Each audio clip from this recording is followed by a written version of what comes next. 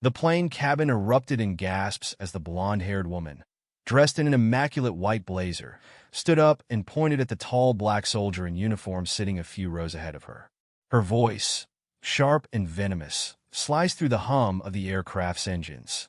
"You don't deserve to be on this plane," she spat, her face twisted with contempt. "People like you are a disgrace to this country." The soldier, Sergeant Marcus Williams, remained seated, his expression calm, but his knuckles clenched tight around the armrests. The surrounding passengers froze, their shock mirrored in wide eyes and dropped jaws. A man whispered something to his wife, who clutched his arm tightly. "Why don't you just go back to where you came from?" The woman continued, her voice growing louder. "You don't belong here." The tension was unbearable. Flight attendants hesitated at the back of the plane, unsure whether to intervene. Marcus finally rose to his full height, towering over the woman. His medals gleamed under the cabin lights, a testament to the sacrifices he had made for the very country she was insulting him for defending. And then it happened. A young girl sitting across the aisle burst into tears. "Stop being mean to him," she cried, her small voice breaking the silence like a hammer to glass. The woman faltered for a second, her mouth opening and closing, but she quickly doubled down. "This is about respect," she declared. "This country has standards." Before Marcus could respond, a flight attendant hurried over, gently placing a hand on the woman's arm and asking her to sit down. Passengers began murmuring in anger, with a few recording the scene on their phones. The woman, oblivious to the consequences of her actions, glared at Marcus one last time before sinking back into her seat. Little did she know, by the time the plane landed, the video would have gone viral, and her life would never be the same. Earlier that day, the woman, whose name was Helen Gardner, had been having what she considered a perfectly ordinary morning. She was a high-level real estate agent from Dallas, Texas, and she was flying to New York City for a business meeting. Her day began at the airport lounge, sipping coffee while scrolling through emails on her phone. She prided herself on her no-nonsense demeanor, often brushing off what she considered small talk or politeness as a waste of time. To her, the world was black and white, winners and losers, insiders and outsiders. As she boarded the plane, Helen noticed Marcus immediately. He was sitting near the window, in his neatly pressed army uniform, the kind that made people instinctively sit up straighter in respect. Helen didn't like it. Something about him annoyed her, the ease with which he carried himself, the way people smiled at him in admiration. It made her feel overlooked, as though her own hard-earned success wasn't being acknowledged. "Another show-off," she muttered under her breath as she found her seat several rows behind him. As the plane began to taxi, Helen's irritation grew. She couldn't shake the thought of Marcus sitting there, basking in unearned attention. Her thoughts raced, fueled by an irrational anger she didn't quite understand. She decided to keep her eye on him, just waiting for an opportunity to assert her dominance in a world she believed was tilted unfairly in others' favor. Meanwhile, Marcus sat quietly, staring out the window. His thoughts were elsewhere, on his wife and two young sons back home in Atlanta. He was returning from a week-long military conference, where he had been honored for his leadership in the field. It had been a grueling few days, and all he wanted was to get home, hug his family, and catch up on the sleep he desperately needed. The plane took off smoothly, and for the first hour, everything was uneventful. Helen kept herself busy by flipping through a glossy magazine, sneaking the occasional glare at Marcus when she thought no one was looking. Marcus, for his part, was oblivious to her stares. He had taken out a paperback novel, his fingers tracing the edges of the pages as he read. The shift came when a flight attendant approached Marcus with a tray of snacks and a heartfelt thank you for his service. The cabin around them broke into polite applause. Marcus nodded modestly, clearly uncomfortable with the attention, but Helen bristled.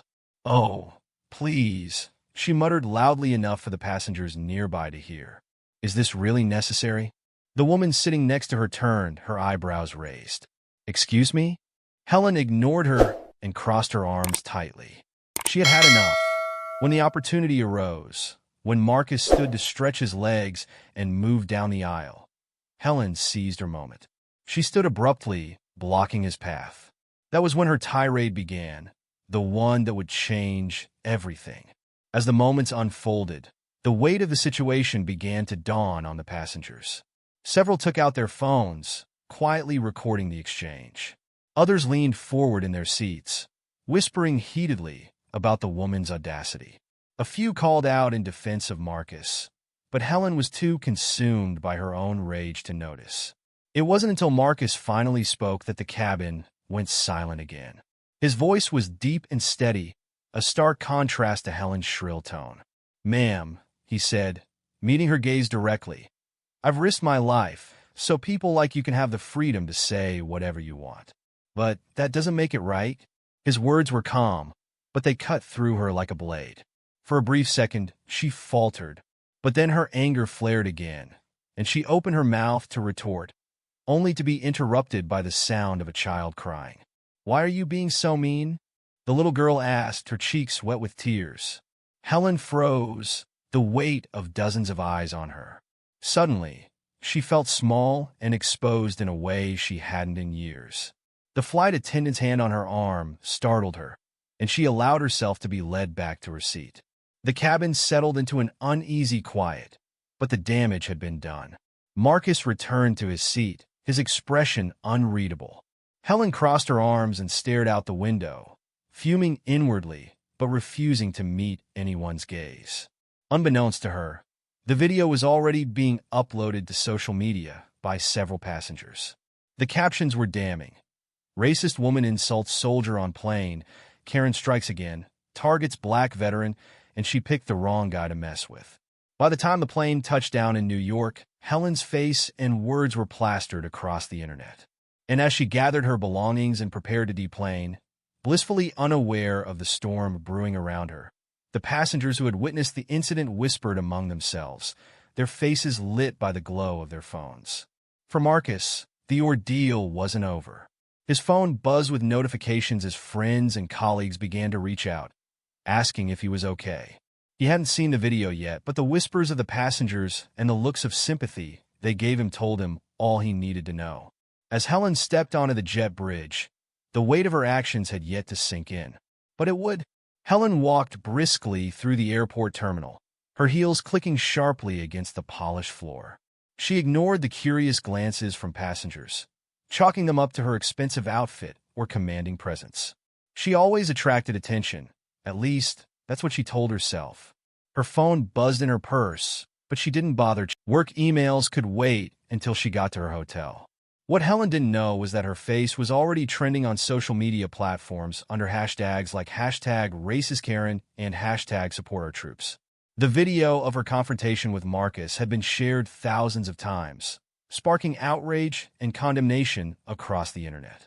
Meanwhile, Marcus lingered at the baggage claim, trying to process what had just happened. He wasn't a stranger to prejudice. It wasn't the first time he'd been on the receiving end of it, but something about this felt different. It wasn't just the words Helen had used.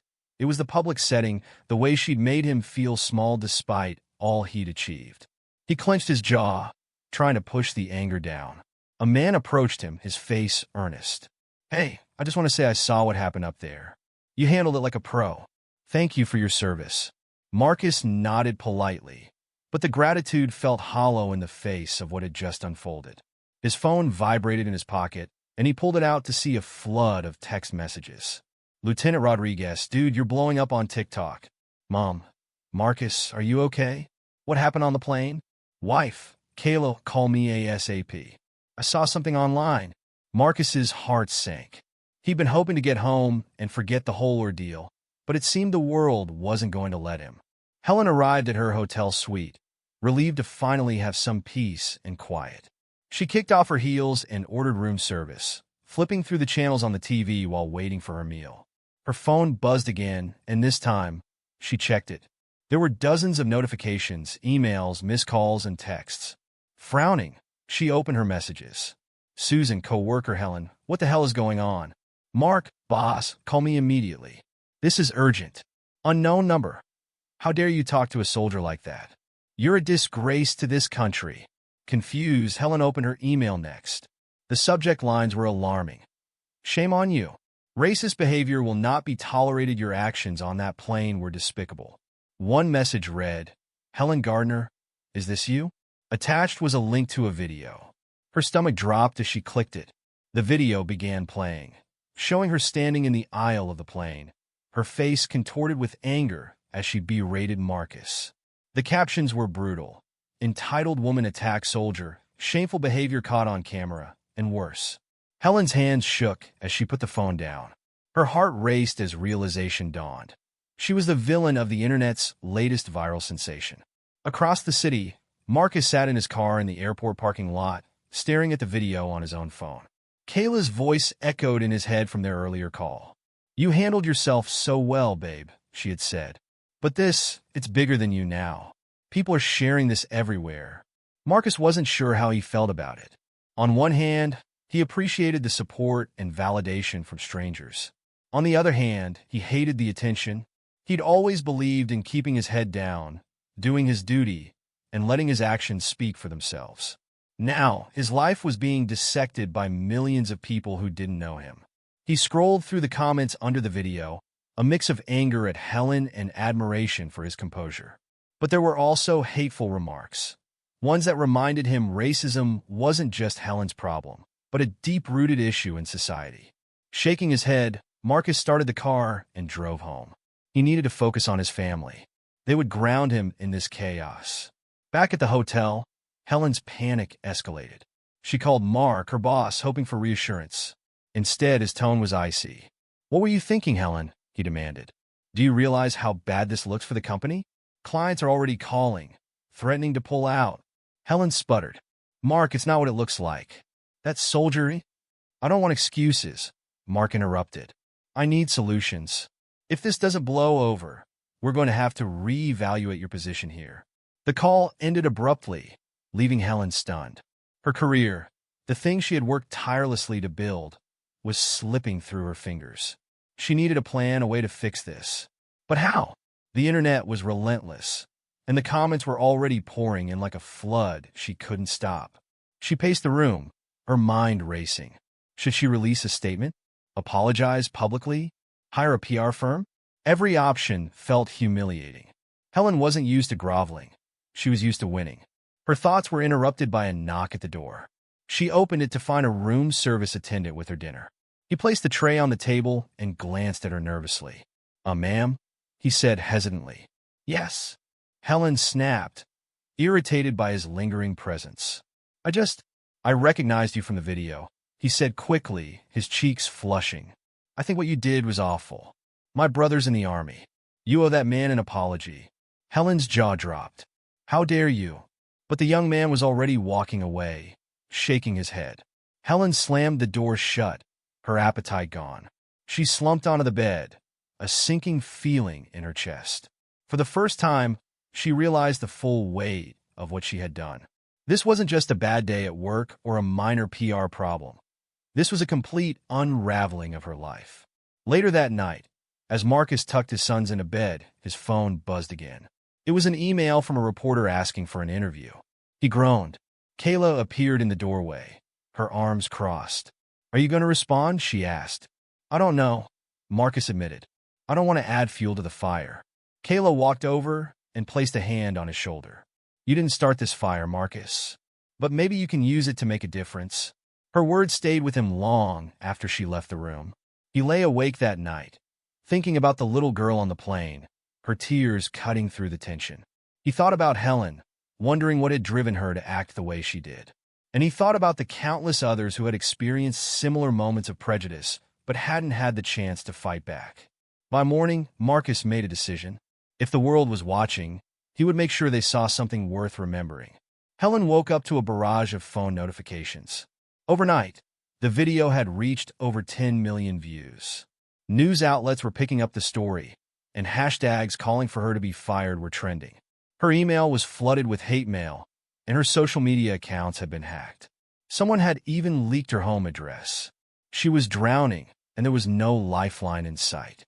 As she scrolled through the news, one headline caught her eye: "Soldier speaks out after viral video." Helen's heart skipped a beat. Marcus had given an interview. What he said would either save her or destroy her completely. Helen clicked on the headline, her heart racing as the news article loaded. She braced herself for the worst. If Marcus had lashed out, condemned her, or shared every painful detail of her tirade, the backlash would intensify. But what she found wasn't what she expected. The article opened with a brief summary of the incident, then transitioned to a video clip of Marcus speaking at a local news station. Dressed casually, with his hands clasped in his lap, he spoke with the same calm demeanor he had shown on the plane. "I've faced moments like this before," Marcus said, his deep voice steady. "But what happened on that flight isn't about me. It's about something bigger, about how we treat each other as human beings." Helen's chest tightened. She pressed play on the video, leaning closer to her laptop screen. "People are angry," Marcus continued, "and I get that, but I don't want this to turn into a pile-on against one person. It's not about dragging someone down, it's about lifting people up. If we're going to have conversations about racism or respect, let's have them in a way that makes us better, not more divided." The reporter asked him about Helen directly. "Do you think she should lose her job over this?" Marcus hesitated, his expression thoughtful.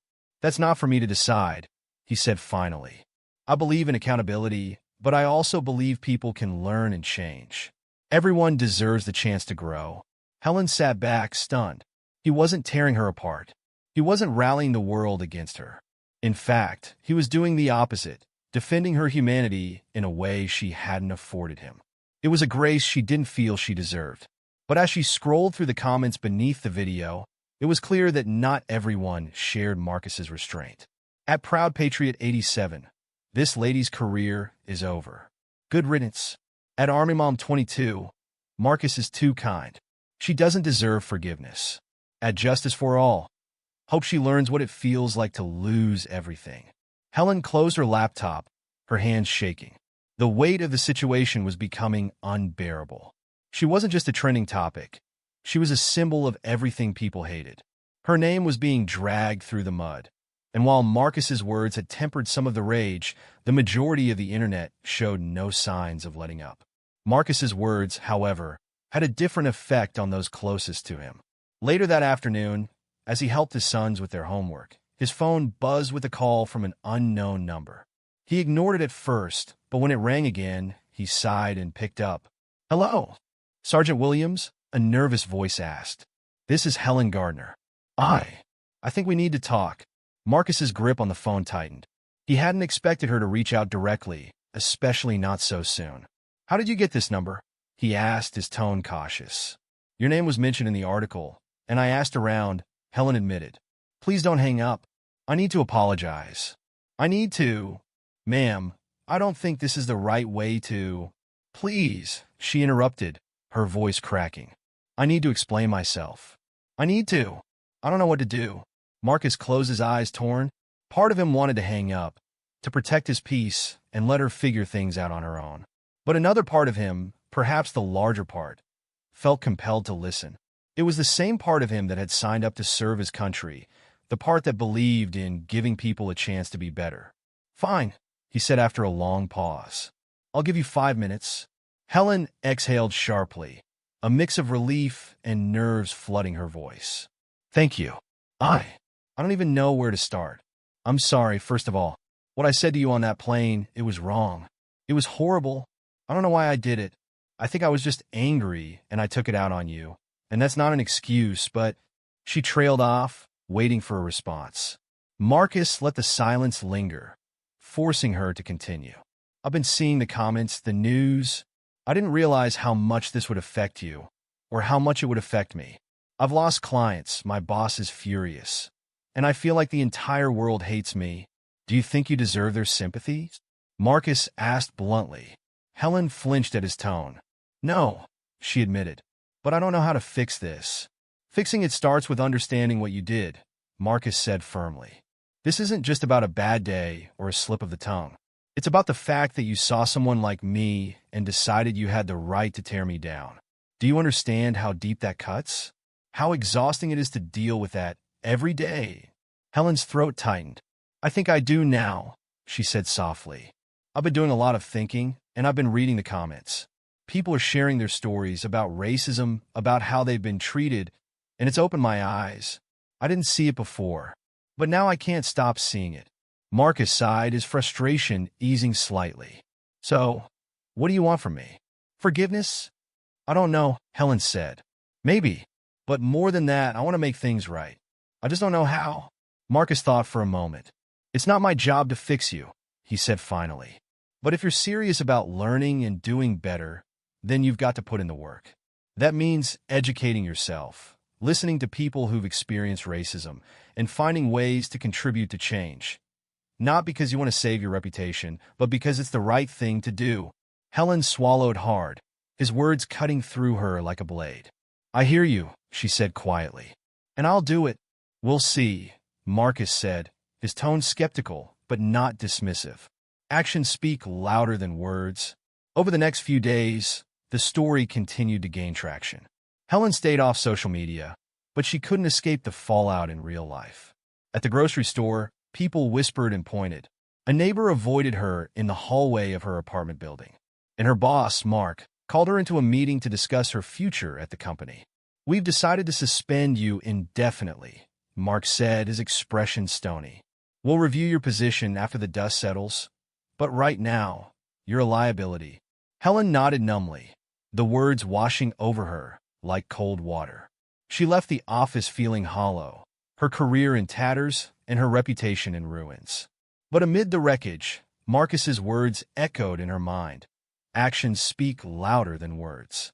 If she had any hope of rebuilding her life, she would need to prove herself, not to Marcus, not to the internet, but to herself. For the first time in her life, Helen Gardner was forced to confront who she really was and who she wanted to become. That evening, Marcus sat down with Kayla to discuss the phone call. She listened intently, her brow furrowed in concern. Do you think she's serious about changing? Kayla asked. I don't know, Marcus admitted, but I guess we'll find out. As he spoke, his phone buzzed with another notification. A new video had surfaced, this time of Helen, sitting in front of a camera, issuing a heartfelt apology. The caption read, "Racist woman speaks out. Is she really sorry?" Marcus clicked play, his expression unreadable. The video began with Helen sitting in a plain, undecorated room.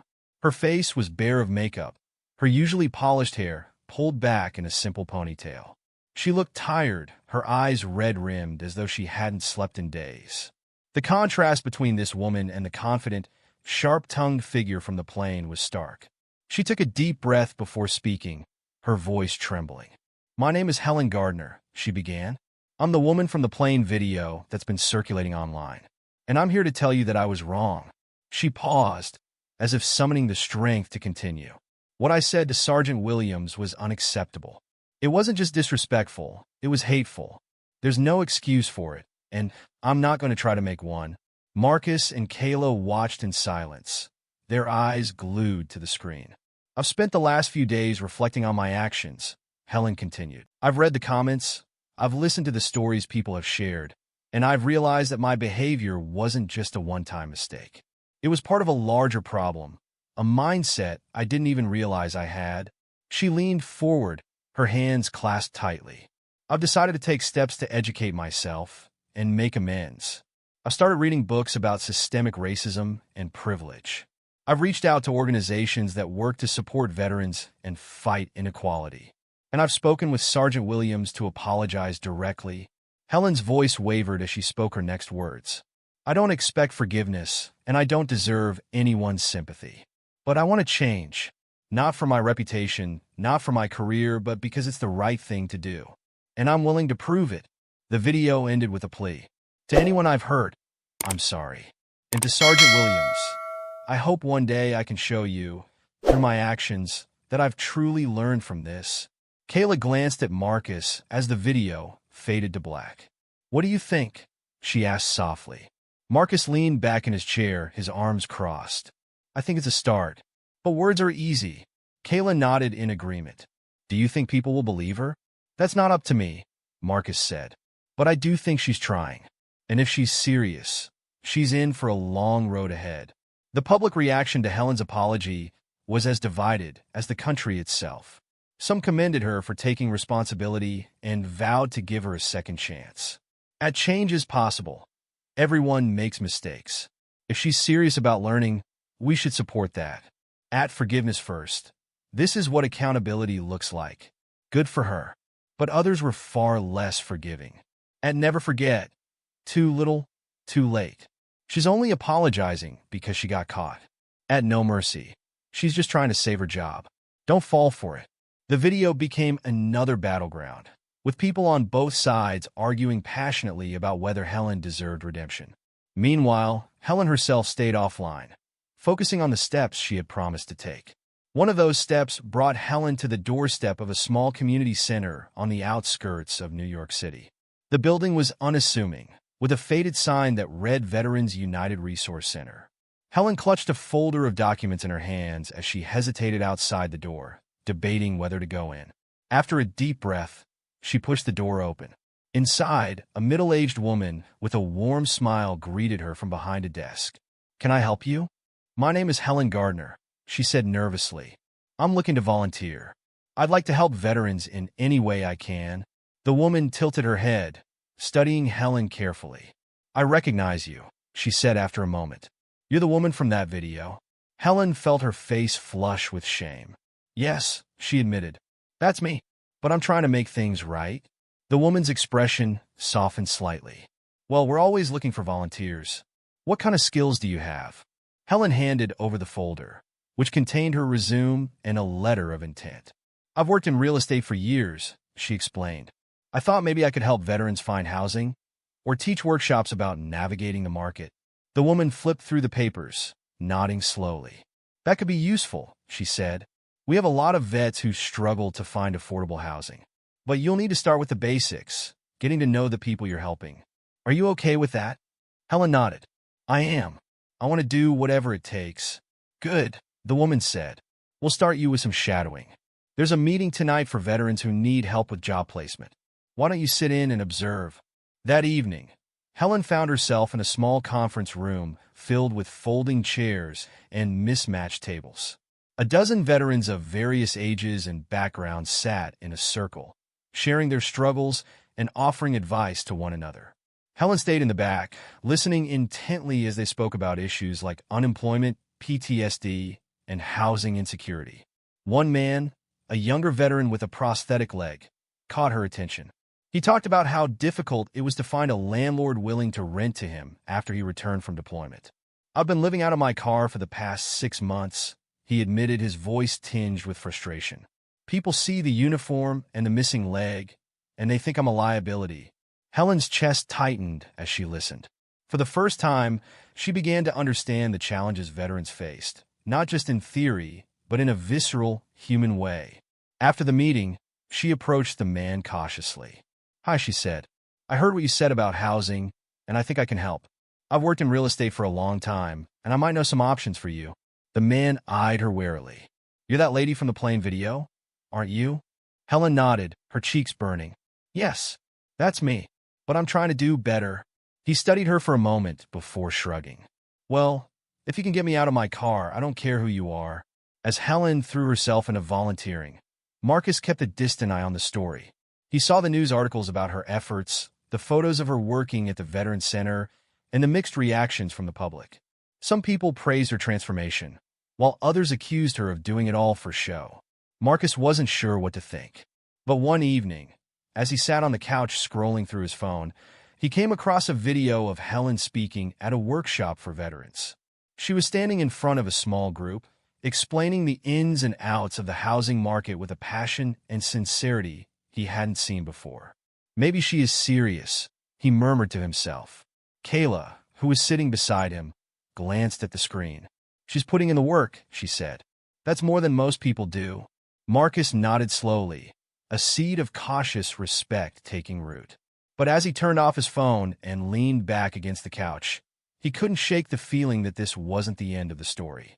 For better or worse, Helen Gardner's journey was far from over. Weeks turned into months, and Helen Gardner's life became unrecognizable from the polished, high-powered existence she had once led. Her suspension from the real estate firm had turned into a quiet termination, with Mark explaining in a curt email that the company needed to distance itself from the controversy.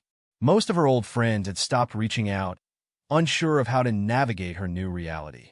But Helen was no longer the same person she had been when this all started. Her days were now filled with work at the Veterans United Resource Center, where she juggled everything from organizing housing workshops to personally helping veterans navigate their paperwork. It was grueling, often thankless work, but Helen felt a sense of purpose she hadn't experienced in years. One of her first real breakthroughs came with a young veteran she had met at her first meeting, the man living out of his car. His name was Jake, and despite his initial skepticism, he had grudgingly accepted Helen's help. "I found a landlord who's willing to work with you," Helen told him one afternoon, handing over a folder with listings. "It's not much, but it's a start. And if you need help with the deposit, we have a fund for that." Jake stared at the folder, then at her. "Why are you doing this?" he asked bluntly. Helen hesitated, her throat tightening. "Because I need to," she said honestly. "Because I owe it to people like you, and to myself, to make things right." Jake studied her for a long moment before nodding. "Thanks," he said simply, but the word carried more weight than Helen expected. While Helen's days were filled with quiet progress, the public hadn't forgotten her. News outlets occasionally ran updates on her story, and her every move was scrutinized online. Some people lauded her efforts as genuine, while others dismissed them as performative. Marcus Williams kept his distance from the media storm, focusing on his family and his work. But Helen's name continued to pop up in conversations and news feeds, and he couldn't completely avoid her story. One evening, as Marcus scrolled through his phone, he came across a video of Helen at a press conference. The Veterans United Resource Center had invited her to speak about their housing initiative, and she had reluctantly agreed. "People ask me all the time if this is just damage control," Helen said, standing at a small podium. "And I don't blame them for being skeptical. My actions on that plane were unforgivable.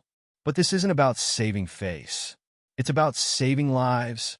She paused, her hands gripping the edges of the podium. "I've met veterans who've given everything for this country, only to come home and struggle to survive. That's not right. And if my mistake can bring attention to these issues, then maybe some good can come out of all this." The audience applauded politely, but the online comments were as divided as ever. At VetSupporter98, "Good for her. Everyone deserves a second chance." At Still A Critic, "Too little, too late. She's just trying to clear her name." At ForgivenessWorks, "We need more people willing to change, not tear them down." Marcus closed the video, his thoughts conflicted. He admired her willingness to step into the fire, but he still wasn't sure if her motives were entirely pure. Meanwhile, Helen faced her most difficult challenge yet. A veteran named Deborah had come to the resource center seeking help after losing her home. Deborah was a single mother with 2 young children, and her story hit Helen hard. "I lost my job while I was deployed," Deborah explained, her voice trembling. "When I came back, there was nothing left. I've been couch surfing with my kids for months, and I don't know how much longer I can keep this up." Helen felt a lump rise in her throat as she listened. She had spent countless hours helping veterans like Deborah, but this case felt different. It was urgent, deeply personal, and a stark reminder of how much work still needed to be done. "I'm going to do everything I can to help you," Helen promised. But as she dove into Deborah's case, she hit roadblock after roadblock. The housing market was tight.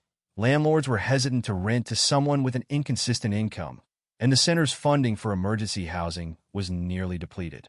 For the first time in months, Helen felt truly helpless. She spent sleepless nights combing through listings, making phone calls, and searching for solutions, but nothing seemed to work. Then, one morning, she received an unexpected call. "This is Marcus Williams," the voice on the other end said. Helen froze, her heart pounding. She hadn't spoken to Marcus since their initial conversation, though she had seen his name pop up in news articles and interviews. "I saw the press conference," Marcus continued, "and I've been hearing about the work you've been doing at the center. I want to help." Helen's throat tightened. I don't know what to say," she stammered. "You don't have to say anything," Marcus said. "Just tell me what you need." Helen explained Deborah's situation, her voice trembling with frustration as she outlined the challenges. Marcus listened carefully, then asked for the center's address. "I'll be there tomorrow," he said. The next day, Marcus arrived at the Veterans United Resource Center, dressed in casual civilian clothes. Helen greeted him nervously, still unsure how he felt about her. "Thanks for coming," she said. Marcus nodded. Let's get to work. Together, they dove into Deborah's case, pooling their resources and contacts. Marcus called in favors from his military network, while Helen tapped into her real estate connections. For the first time, they worked as a team, united by a shared goal. After hours of effort, they found a landlord willing to rent to Deborah on a trial basis. Marcus personally offered to co-sign the lease, and Helen secured funding from the center to cover the initial deposit. When they delivered the news to Deborah, her reaction was overwhelming. She burst into tears, pulling Marcus and Helen into a grateful hug. "Thank you," she whispered. "Thank you so much." As Helen watched Deborah and her children walk away with renewed hope, she felt an unfamiliar sense of pride. For the first time, she wasn't just trying to atone for her mistakes. She was genuinely making a difference. That evening, Marcus and Helen sat outside the center, sharing a moment of quiet reflection. "You've come a long way," Marcus said finally. Helen looked down at her hands. "I've still got a long way to go," she admitted. Marcus nodded. "We all do." For the first time, Helen felt a flicker of hope, not just for herself, but for the possibility of building something meaningful out of the wreckage of her mistakes. But as she looked out at the darkening sky, she couldn't shake the feeling that her journey was far from over. The storm had quieted, but it hadn't passed entirely. The weeks that followed were a mix of progress and tension. Helen continued her work at the Veterans United Resource Center, pouring every ounce of energy into housing initiatives and community outreach programs. Word of her efforts began to spread beyond the center, drawing attention from local news outlets and even national organizations. For the first time since the plane incident, Helen felt like she was slowly reclaiming some sense of purpose. But the shadows of her past still lingered. One afternoon, as Helen was wrapping up a workshop on financial literacy for veterans, a commotion broke out in the lobby. A man was standing near the entrance, his voice raised. "You shouldn't let people like her work here," he said, jabbing a finger toward Helen as she approached. "She's a racist, plain and simple. How can you let her act like she cares about us now?" Helen froze. The man was wearing a faded army jacket and had a stern, weathered face. He was clearly a veteran, and his words stung deeply. "Sir, Helen started, but he cut her off. "Don't bother," he snapped. "I saw that video. People like you don't change. You just do this to make yourselves feel better." The receptionist and a few staff members tried to calm him down, but his words carried through the room like echoes in a canyon. Other veterans in the lobby exchanged uncertain glances, their expressions a mix of sympathy and suspicion. "I'm sorry," Helen said, her voice trembling. "I know I can't undo what I did, but I'm here because I want to help. That's all I can do now." The man shook his head, his eyes filled with disdain. "Helping? You're just making yourself look good. You think that erases what you said to that soldier? What you said to all of us?" Helen's chest tightened, and for a moment, she felt like the ground might swallow her whole. But before she could respond, a calm voice interrupted. "That's enough," Marcus said, stepping into the room. All heads turned as he approached the man, his posture firm but non-threatening. The tension in the air shifted immediately. Marcus had a presence that commanded respect. "I know you're angry," Marcus said, his voice steady. "And you have every right to be. What Helen said on that plane wasn't just wrong. It was hurtful. But I've watched her work harder than anyone else to make things right. She's not just here to clear her name. She's here because she cares." The man stared at Marcus, his anger faltering. "How can you forgive her after what she said to you?" Marcus's gaze didn't waver. "Because forgiveness isn't about letting someone off the hook. It's about giving them a chance to do better. And I've seen Helen take that chance." For a moment, the room was silent. Then the man muttered something under his breath and walked out, his shoulders tense but his anger diminished. Helen turned to Marcus, her voice barely above a whisper. "Thank you." Marcus nodded. "You're doing good work, Helen. Don't let moments like this derail you." The incident, while unsettling, became a turning point for Helen. It reminded her that rebuilding trust wasn't a straight path. It was a steep, uneven climb.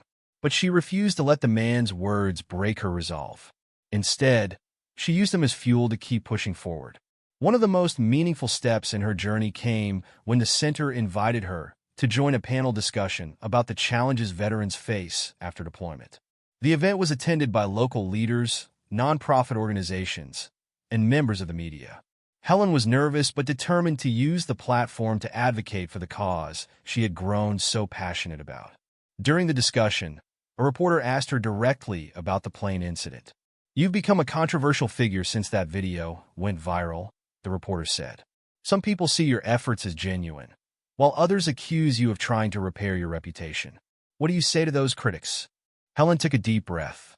"I don't blame people for being skeptical," she said. "What I did on that plane was inexcusable, and I'm not proud of it. But this isn't about repairing my reputation. It's about repairing the damage I've done, not just to Sergeant Williams, but to anyone who's ever felt devalued or dismissed because of who they are." She paused, her voice steady despite the lump in her throat. "I don't expect everyone to forgive me, but I'm committed to proving through my actions that I've learned, that I've grown, and that I'm here to be part of the solution." The room erupted into applause, and for the first time, Helen felt a glimmer of hope that her words might actually make a difference. But not everyone was ready to move on.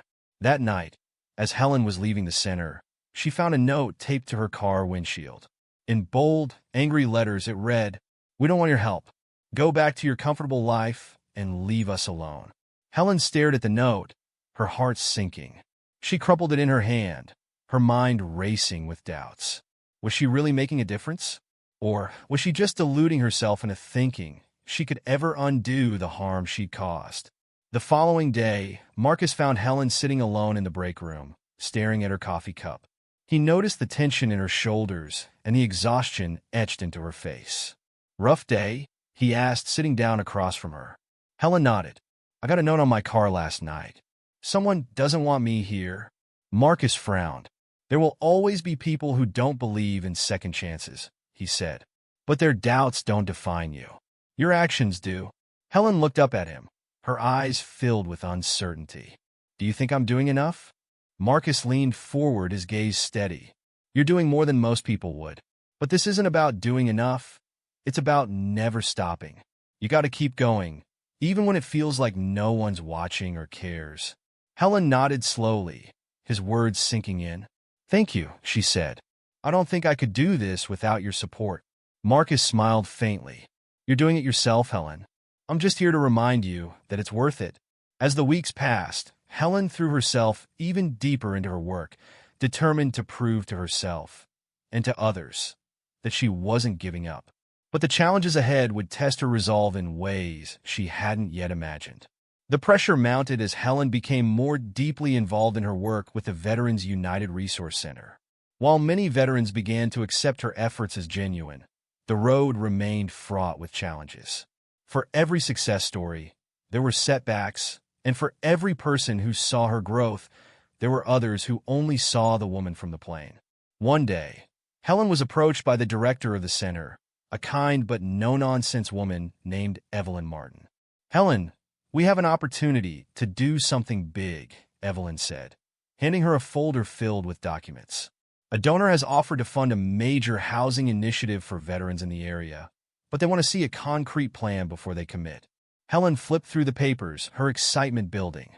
The proposal outlined a vision for affordable housing units tailored to veterans' needs, complete with on-site mental health support and job training programs. "This is incredible," Helen said, her voice tinged with disbelief. "How can I help?" "I want you to lead the presentation," Evelyn said. "You've been doing great work here, and I think you're ready to take on more responsibility." Helen's stomach tightened.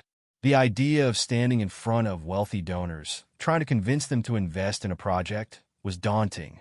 But she also knew this was her chance to make a real impact. "Okay," she said, nodding.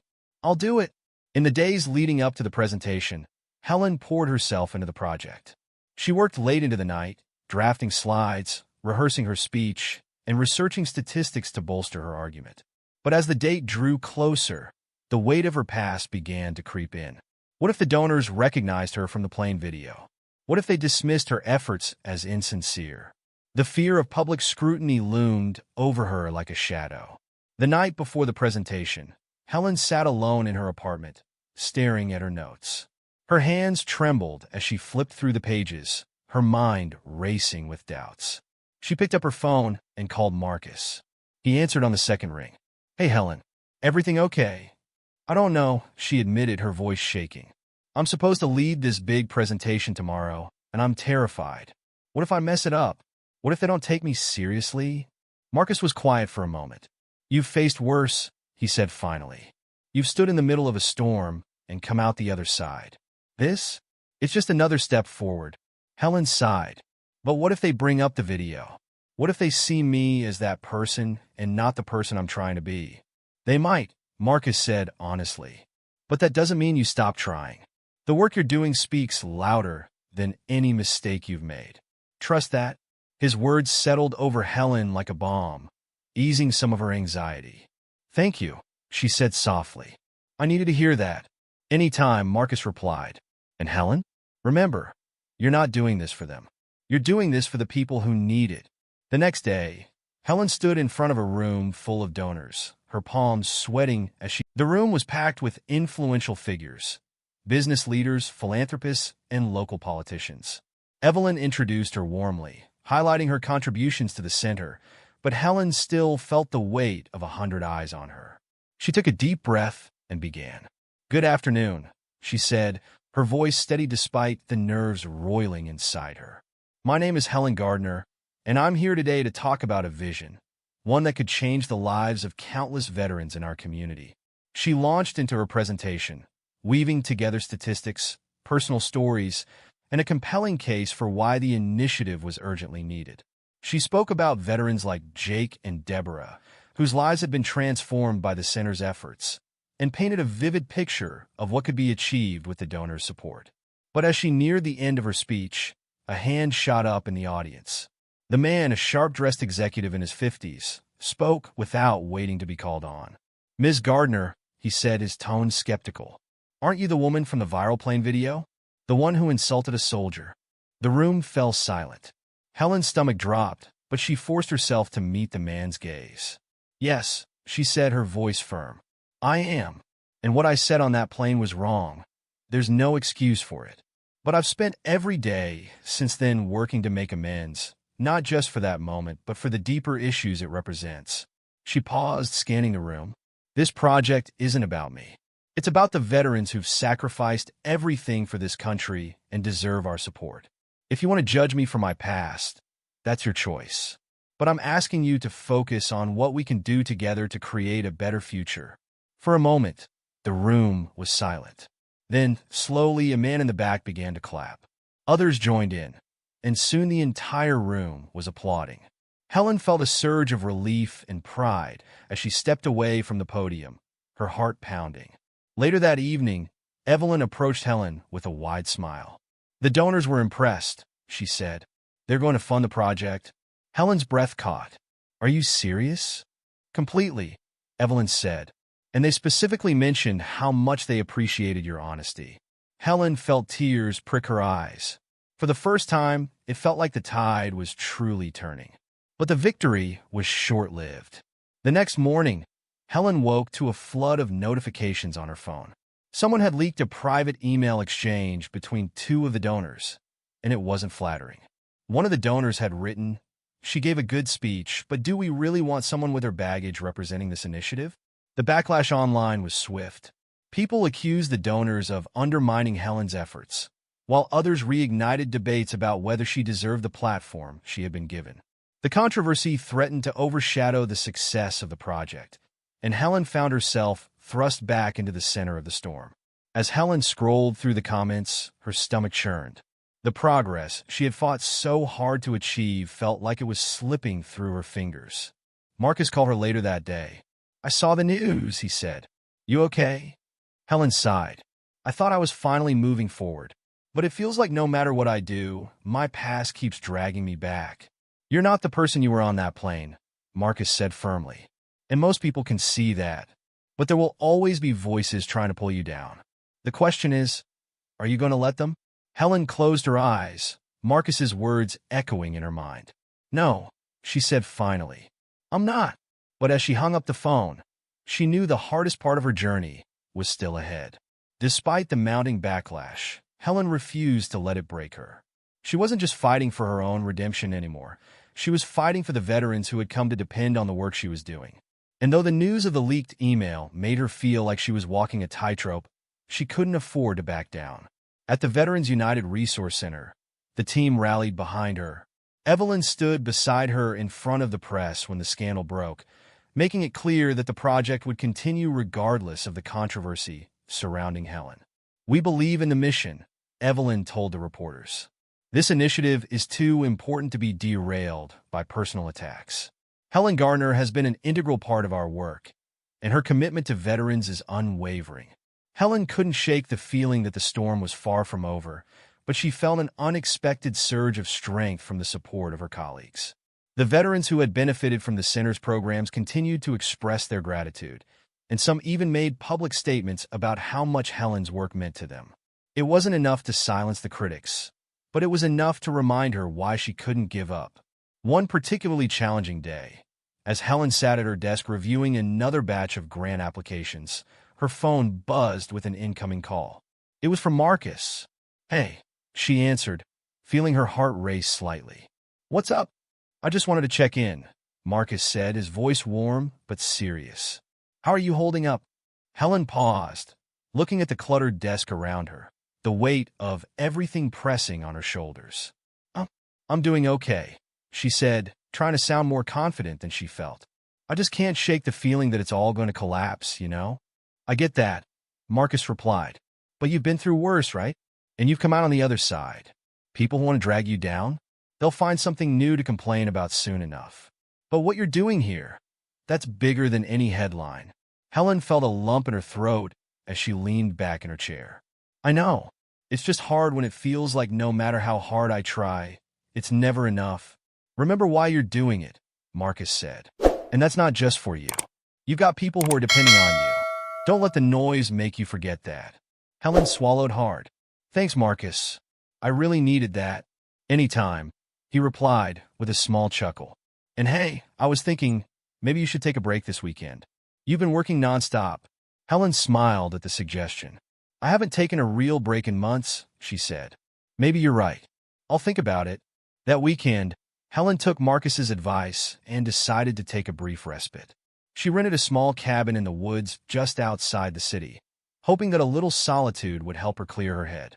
She spent the day hiking, her thoughts focused only on the rhythm of her footsteps and the peace of the forest around her.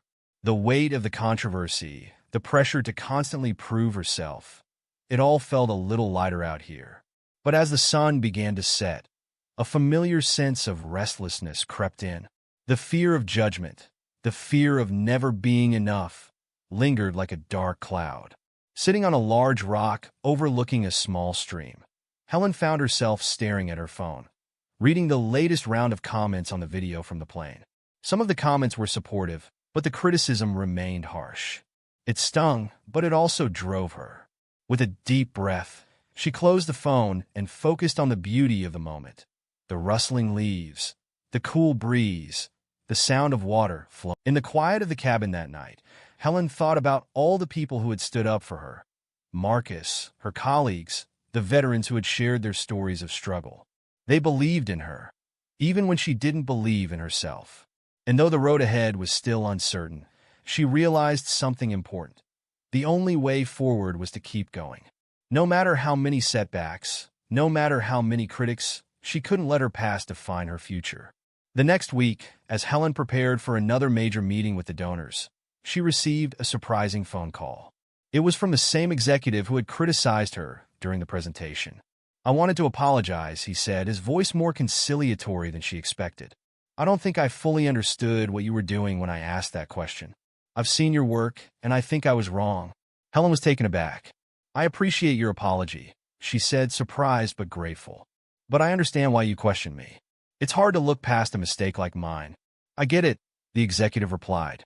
"But you've been more transparent than I expected. And I think you're genuinely trying to make a difference. I just wanted you to know that." Helen felt a sense of relief wash over her. It wasn't the final answer, but it was progress. A small step toward turning the tide of public opinion. She knew it wouldn't be enough to erase the scars of the past, but it was a sign that maybe, just maybe, she was on the right track. Later that week, the Veterans United Resource Center received another unexpected boost. One of the major local newspapers ran a feature about the center's work, spotlighting the veterans who had benefited from its programs and highlighting Helen's role in the initiative. The article acknowledged her past, but focused on the positive impact she had made in the community. For the first time in months, Helen allowed herself to feel proud. She wasn't just a woman who had made a mistake. She was someone who was working to make things better. The road ahead would be full of challenges, but she was no longer afraid to walk it. As the months passed, the center's project continued to gain momentum. The housing initiative for veterans began to take shape, and more veterans were able to find stable homes and employment. Helen found herself more committed than ever to the cause, even as the critics continued to voice their opinions. One day, as she walked through the new Veterans Housing Complex, a building that had once been nothing more than a dream on paper, she felt a quiet sense of fulfillment. The walls that had once felt like barriers now stood as a testament to everything she had worked for. In that moment, she realized something crucial. The people who truly mattered, those whose lives she had touched, weren't focused on her past mistakes. They saw the work, the effort, and the heart she put into every project. They saw her as someone who was willing to change, to grow, and to make a real difference. Helen wasn't defined by her past. She was defined by what she chose to do next. And as she watched a veteran with his family move into one of the new apartments, she knew that she was finally becoming the person she had always hoped to be, the person she could look in the mirror and be proud of. As the year drew to a close, Helen's journey had taken her further than she ever imagined. The Veterans United Resource Center was flourishing, and so was her personal growth. The project she had once feared would slip through her fingers had blossomed into a full-fledged initiative that not only provided housing, but also support systems for veterans struggling with mental health and job placement. Helen had poured every ounce of herself into it, and the results were visible. She had made a tangible difference in the lives of those who had served the country she had once wrongly criticized. Yet, despite all the progress, the battle for acceptance and redemption wasn't over. There were still days when Helen would be reminded of her past. The occasional snide comment online, the whispered words in passing. These were all reminders that some people would never let her forget who she used to be. Still, she had learned not to let those voices define her. She focused on the work and, more importantly, on the relationships she was building. One of the most rewarding aspects of her newfound purpose had been the connections she'd formed with veterans. Their stories, their struggles, and their triumphs had become her motivation. She had become not just an advocate, but a friend, a true ally. One evening, as Helen was wrapping up a meeting with a veteran who had successfully transitioned into a stable job, she received an unexpected phone call. It was from Marcus. "Hey, Helen." Marcus's voice crackled through the phone. "How's everything going?" "Good," she replied, sitting back in her office chair. "Everything's on track with the housing project. We're even getting some donations for a new mental health program. It's all coming together." "That's great," Marcus said. "I'm proud of you." The sincerity in his voice made her smile. "Thanks, Marcus. That means a lot coming from you. I've been thinking a lot about what we talked about," Marcus continued. "And I think it's time I came to see the center for myself." Helen blinked, surprised. "You're coming here? To New York?" "Yeah," Marcus said with a laugh. "I've got some time off, and I want to see the work you've been doing. I think it's important to support the people who've helped me along the way, and you've definitely been one of those people." Helen's heart fluttered, and for the first time in a long while, she felt a sense of validation that wasn't rooted in her past mistakes, but in her present achievements. "I'd love that, Marcus. I'll make sure you get a tour of everything we've been working on." The day Marcus arrived was a cold winter morning, and Helen had organized a small gathering at the center in his honor. He had been a source of quiet strength for her during some of her darkest moments, and now, as she showed him the work she had been building with his support in mind, it felt like a full-circle moment.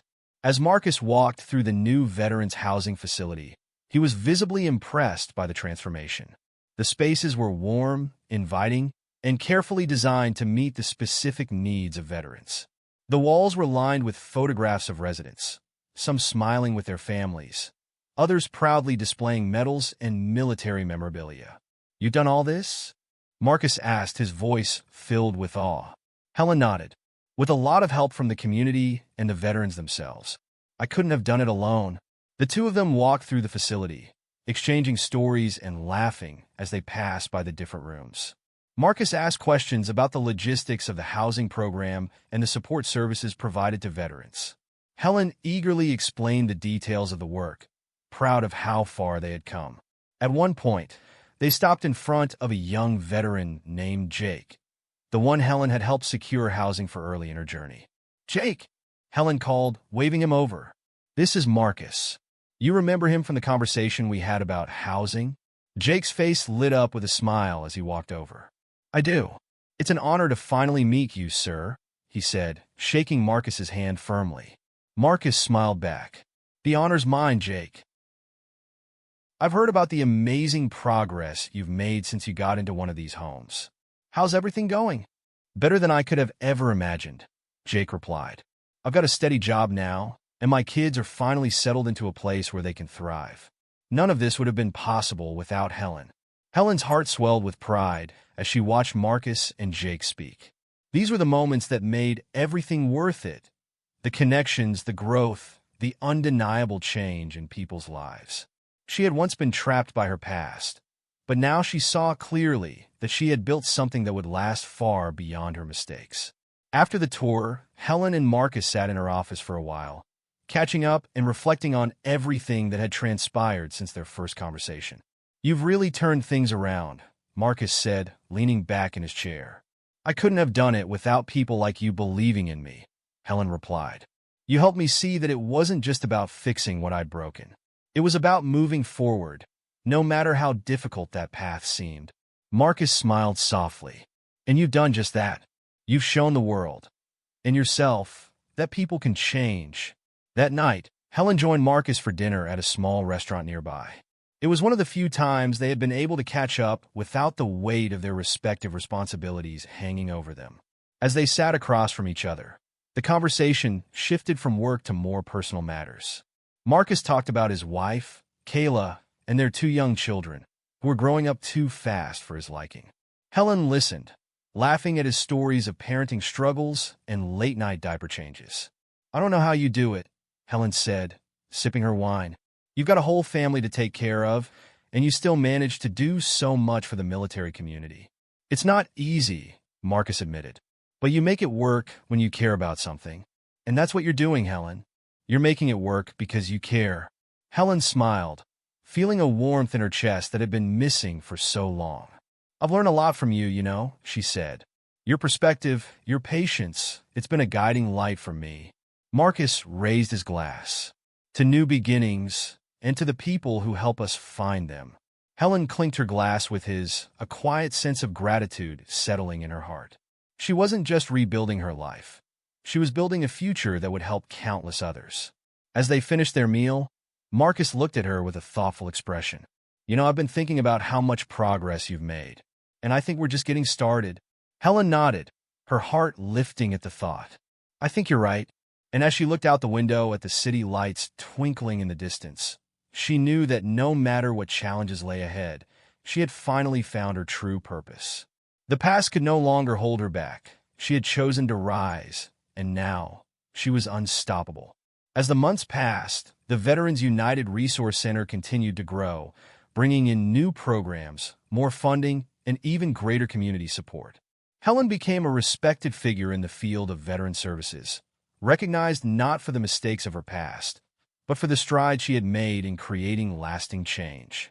And with every new success, Helen was reminded of one powerful truth: redemption wasn't a destination. It was a journey that had no end, only progress. And with the support of friends like Marcus, she was ready to face whatever came next.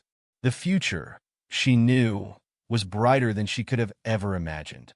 As the years passed, Helen's journey of redemption and transformation became an inspiring story in its own right.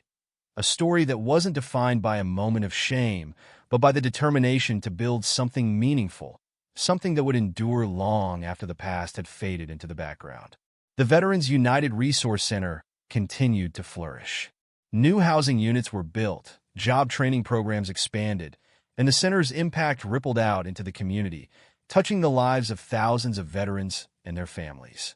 The partnerships Helen had cultivated, both within the military community and the local businesses, helped to sustain the mission, creating a network of support that strengthened the community as a whole. Helen became known not only for her work, but for the humility with which she approached every challenge. She never stopped advocating for those who had served, and she never took for granted the privilege of being able to help them. The lessons she had learned along the way, about forgiveness, growth, and the power of second chances, shaped her leadership, turning her into a force for good in a world that desperately needed it. Every year, on the anniversary of her first major public apology, Helen held a small ceremony at the center.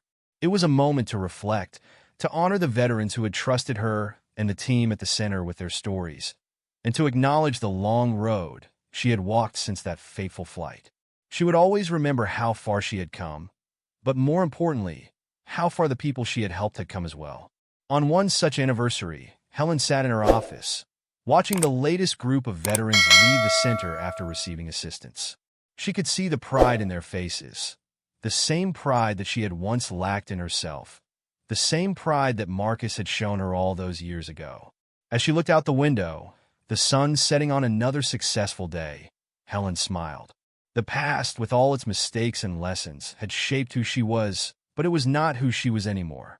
She was a woman who had learned, grown, and made amends. And more importantly, she was a woman who had helped others find hope. She stood up, glancing at the framed photo on her desk, a picture of the first group of veterans she had helped, standing proudly outside their new homes. It had been taken years ago, but it still reminded her of why she'd started this journey. It wasn't just about proving herself. It was about helping others prove to themselves that they could overcome anything, that their futures were still full of possibility. As she walked out of the office and into the bright evening, the warm, golden light surrounding her, Helen knew one thing for sure. Her story wasn't over. It had only just begun, and as she stepped into the future, she was ready to face whatever challenges would come, knowing that, no matter what, she would never stop moving forward.